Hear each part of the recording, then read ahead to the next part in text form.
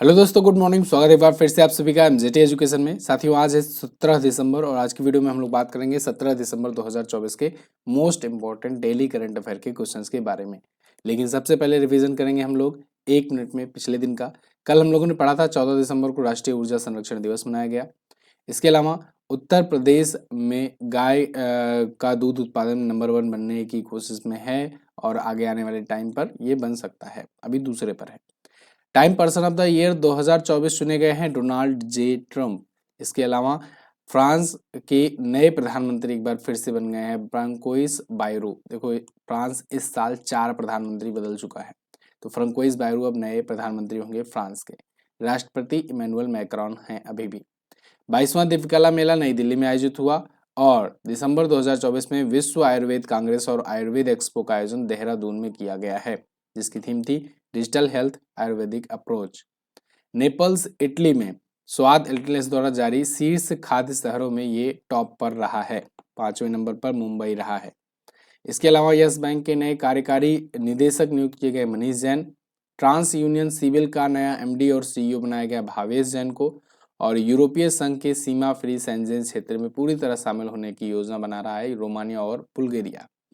इसके अलावा 2034 में फीफा वर्ल्ड कप की मेजबानी सऊदी अरब करेगा। ये टॉप 11 करंट अफेयर के क्वेश्चंस थे कल की वीडियो से, जिनका आपने किया 1 मिनट में रिवीजन। अब हम लोग आज की करंट अफेयर देखेंगे और डिटेल से चर्चा करेंगे। लेकिन उससे पहले एक जरूरी बात यह है कि क्विज और पीडीएफ आप लोग सॉल्व कर लिया करो, प्राप्त कर लिया करो। एमजेटी ऐप पर मिलती है आपको बिल्कुल फ्री ऑफ कॉस्ट, कोई कॉस्ट नहीं देनी है। इसके अलावा नवंबर महीने की ई बुक आ चुकी है। अपनी जो 350 प्लस क्वेश्चंस की ई बुक होती है, हर महीने आती है, वो भी आ चुकी है हिंदी और इंग्लिश लैंग्वेज में। जिनको हिंदी में लेना है हिंदी में ले सकते हैं, जिनको इंग्लिश में लेना है इंग्लिश ले सकते हैं। चैप्टर वाइज डिटेल कंटेंट होता है, क्यूएनए मोड में होता है, एक्सप्लेनेशन भी रहता है।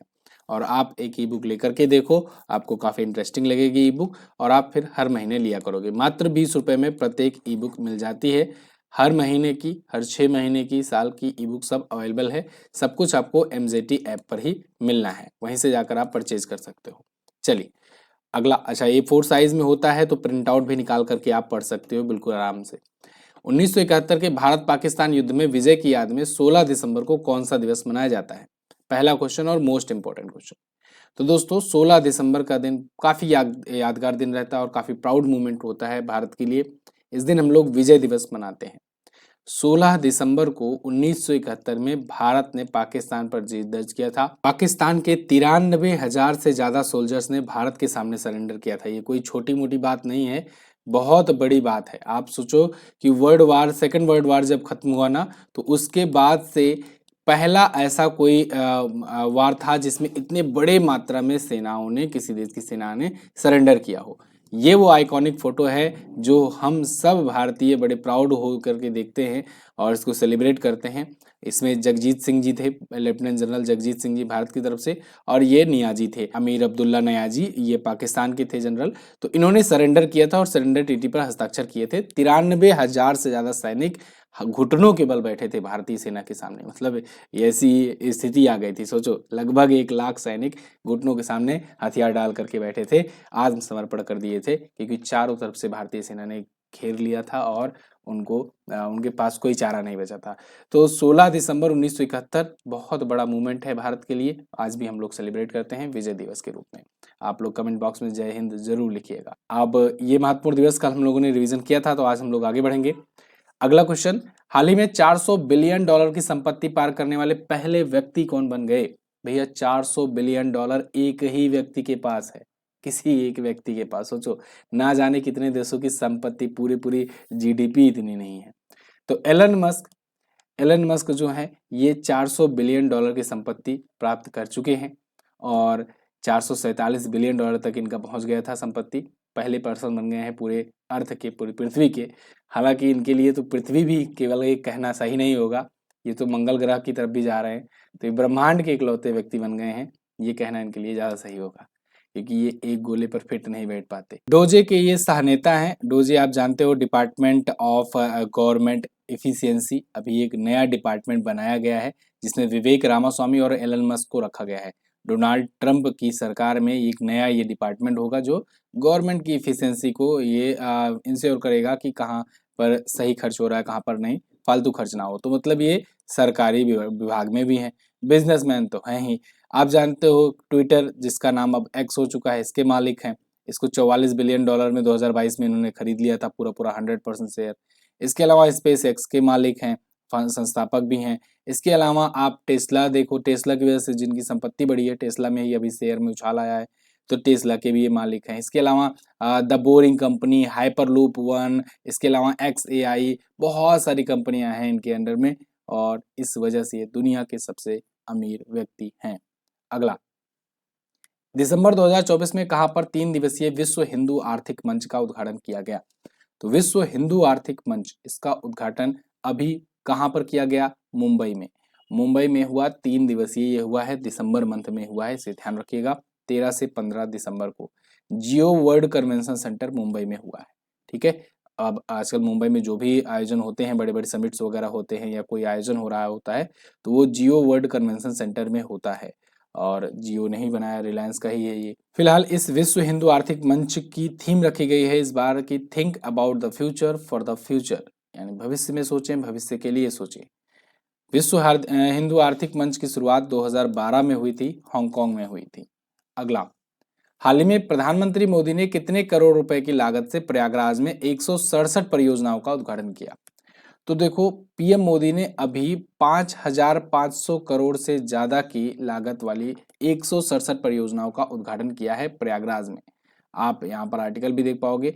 और ये प्रयागराज में क्यों किया गया? क्योंकि वहां पर महाकुंभ होने वाला है। महाकुंभ 13 जनवरी से अभी स्टार्ट होगा पौष पूर्णिमा से, और 26 फरवरी यानी महाशिवरात्रि तक चलेगा।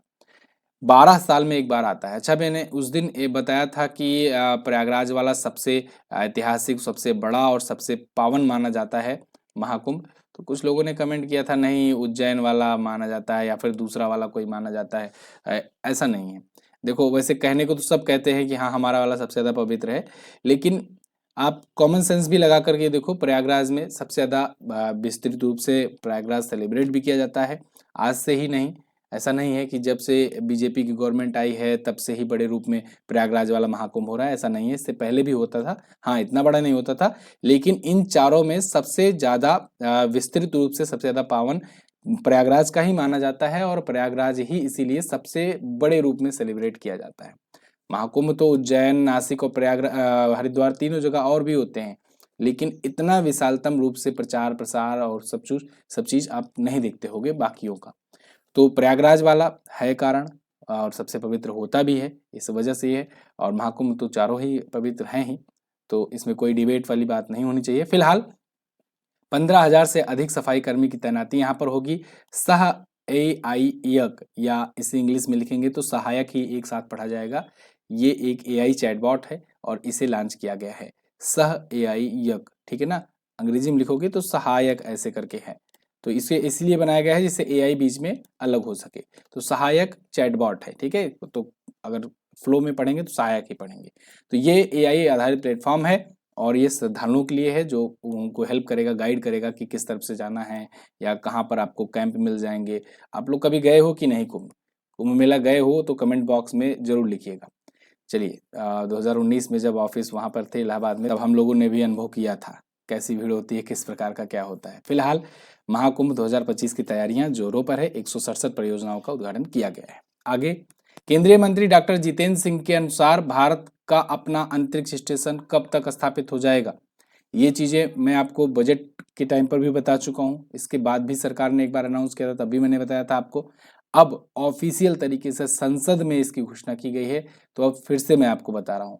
देखो, होता क्या है कि जब सरकारें वैसे अनाउंस करती है तो उसका भरोसा कम रहता है, लेकिन जब जो चीजें संसद में अनाउंस कर दी जाती है तो वो रिकॉर्ड में आ जाता है और वो पुख्ता मान लिया जाता है। तो अभी ये चीजें संसद में अनाउंस की गई हैं, भारत का अपना खुद का अंतरिक्ष स्टेशन होगा 2035 तक, ये केंद्रीय मंत्री डॉक्टर जितेंद्र सिंह जी ने अनाउंस किया है, तो ये एक बड़ी बात है। नेक्स्ट 10 ईयर में अपना खुद का अंतरिक्ष स्टेशन होगा।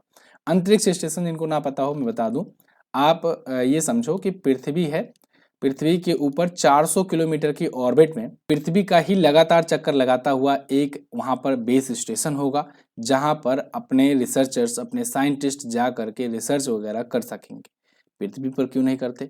400 किलोमीटर ऊपर से अच्छे से जाकर कर पाएंगे, इसलिए वहाँ पर ज़्यादा सही रहता है और वहाँ पर उस प्रकार की ग्रेविटी भी रहती है, जीरो ग्रेविटी, तो कुछ अच्छे तरीके से अनुभव किया जा सकता है, रिसर्च वगैरह की जा सकती है, इसीलिए अंतरिक्ष स्टेशन होता है। अभी के टाइम पर क्या किसी के पास है? हाँ बिल्कुल, अभी के टाइम पर कई सारे देशों ने मिलकर के 1998 में एक अंतरिक्ष स्टेशन लॉन्च किया था, जिसका नाम था इंटरनेशनल स्पेस स्टेशन। कई देश थे इसलिए इंटरनेशनल नाम था। हालांकि इस पर स्वामित्व तो अभी नासा का ही चल रहा है, नासा और रूस का ही। तो इंटरनेशनल स्पेस स्टेशन अभी है तो, लेकिन 2030 तक इसे गिरा दिया जाएगा। क्यों गिरा दिया जाएगा? भाई सबकी एक वैलिडिटी होती है, 2030 तक ही इसकी वैलिडिटी है, आगे पैसिफिक ओशियन में इसे गिरा दिया जाएगा 2030 में।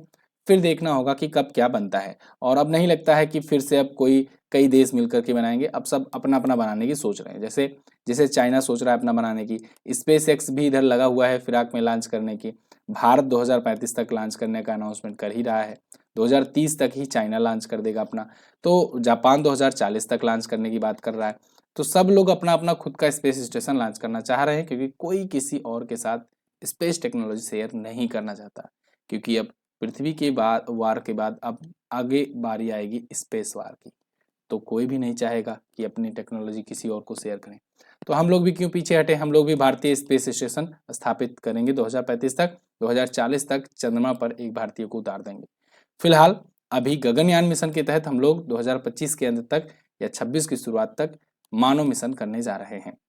अगला, भारत, फ्रांस और संयुक्त अरब अमीरात के बीच कहां पर त्रिपक्षीय हवाई युद्धाभ्यास डेजर्ट नाइट का आयोजन किया गया?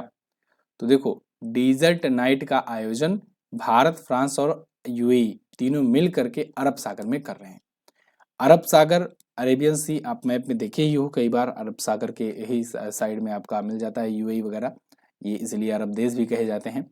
तो डेजर्ट नाइट यहाँ पर होगा और ये वायुसेना अभ्यास है, वायुसेना का अभ्यास है। अच्छा, एक इंटरेस्टिंग बात मैं बताऊं आपको, राफेल जो विमान है ये दिया किसने है? ये दिया है फ्रांस ने। किसको दिया है? भारत को दिया है और यूएई को भी दिया है। भारत जब देखा, भारत पाया, भारत अच्छा चलाया, तो यूएई ने कहा भाई हमको भी दे दो, तो राफेल इसने भी खरीद लिया। तो राफेल का यहाँ पर बड़ा महत्व होने वाला है। एक प्रकार से फ्रांस राफेल की टेस्टिंग कर रहा है ना। राफेल इसी अभ्यास में यूज किए जाएंगे, सुखोई भी यूज होगा, F-16 की विशेषता आने वाले 3 देशीय अभ्यास होंगे, राफेल भी होंगे। इंडो पैसिफिक और फारस की खाड़ी में रक्षा संबंधों को मजबूत करना इसका उद्देश्य है। भारत और फ्रांस के बीच सैन्य अभ्यास शक्ति, वरुण, गरुड़ और फ्रिंजेक्स होता है। भारत और यूएई के बीच में अभ्यास की बात करें तो डेजर्ट साइक्लोन और डेजर्ट ईगल होता है, और अब डेजर्ट नाइट भी याद रखना। अगला, निम्न में से किस राज्य ने राष्ट्रीय ऊर्जा संरक्षण पुरस्कार 2024 में पहला स्थान प्राप्त किया? तो अभी त्रिपुरा में राष्ट्रीय ऊर्जा संरक्षण पुरस्कार प्राप्त किया है, ग्रुप 4 कैटेगरी में ये स्टेट एनर्जी इफिशिएंसी अवार्ड प्राप्त किया हुआ है। ये पुरस्कार भारत सरकार के ऊर्जा मंत्रालय के अधिकारियों ने दिया है, विज्ञान भवन नई दिल्ली में। अच्छा, इसी राज्य ने ही राष्ट्रीय चित्रकला प्रतियोगिता में ग्रुप बी श्रेणी में भी पहला पुरस्कार जीता। राष्ट्रीय ऊर्जा संरक्षण पुरस्कार 1991 से शुरू हुआ था। इसमें ऊर्जा के संरक्षण को लेकर के अवेयरनेस फैलाई जाती है। अभी मैंने ऊर्जा संरक्षण दिवस की बात की थी 14 तारीख को, जो मनाया गया। क्लियर है? अगला, हाल ही में कौन सा देश ट्रांस पैसिफिक पार्टनरशिप यानी CPTPP में शामिल होने वाला पहला यूरोपीय देश बना? तो ये देश बन गया है ब्रिटेन। यहां पर आप आर्टिकल देख लीजिए, Britain joins Indo Pacific trade bloc as first European member.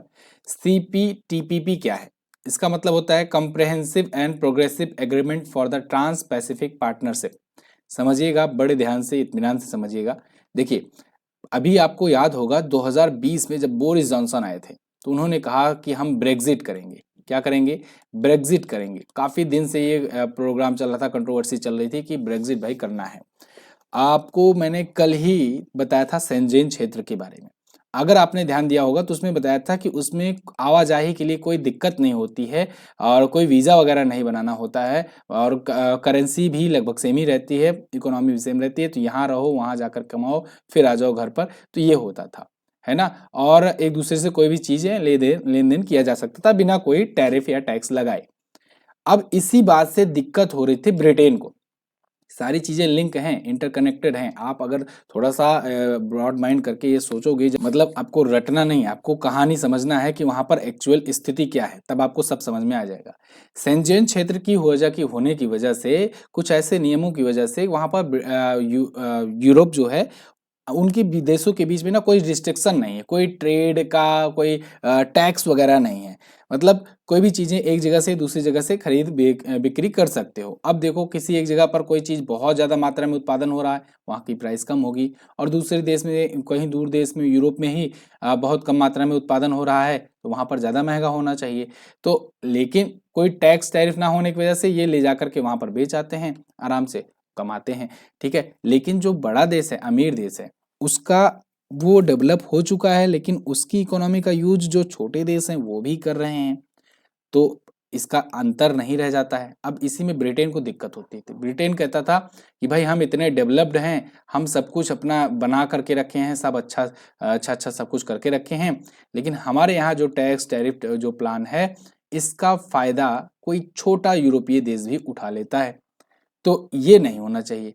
अब इस केस में इस छोटे यूरोपीय देश का तो फायदा हो जाता है, सारी सुविधाएं, सारी चीजें पा जाता है, लेकिन इस बड़े देश का, या कहें कि अमीर देशों का दिक्कत होता है, ब्रिटेन वगैरह को दिक्कत होने लगती है।